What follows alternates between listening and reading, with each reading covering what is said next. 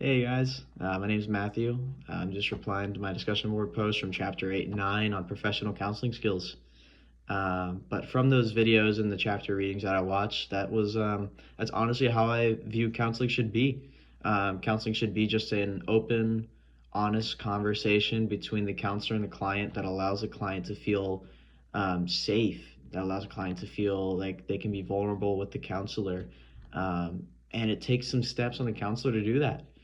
The counselor needs to be providing those characteristics that allow the client to feel open, or to feel like they can open up, to feel like that they are safe to open up.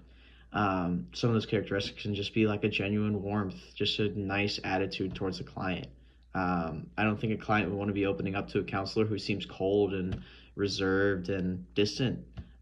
Same ways that you wouldn't want to open up to someone who is cold, reserved, and distant. You want someone who's warm, who shows kindness, and just overall the qualities that Christ would give to us.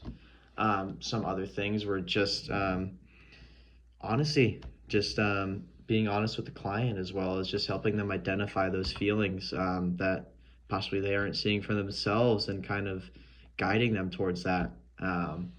From those videos, I also noticed just some theoretical models that some of the counselors used, such as the Couc model, just kind of allowing the client to reflect on the things that they were saying, and asking those deep questions, such as like, well, what do you mean by that? Could you explain more about what you were saying? Similar to the video about Mariah, the counselor was saying those questions a lot, but also in those videos, they also were trying to obtain a goal with the client. You always want to try and be obtaining a goal. And a little bit there, I saw a little bit of the EGAN model as well, where the client was just asking those same questions again of just like, what can I be doing? How do I feel about this? Just asking those small questions to allow the client to feel open and vulnerable and safe.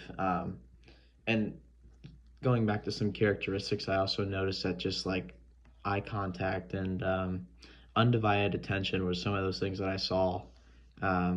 Honestly, if I had those questions that I could pose to a counselor, just to learn more about like what does a counseling thing require, is just honestly maintaining attention.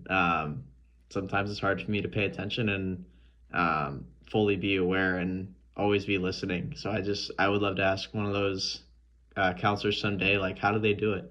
How do they sit there and be able to listen to not only just one client a day, but multiple clients a day? Just as well as like, what do they do when they don't feel like doing counseling?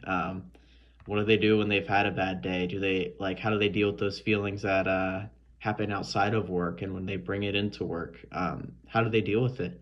But those are just some questions that honestly I would pose to a counselor, just so I can learn more about it. But thanks, guys. Hope you enjoyed my discussion post.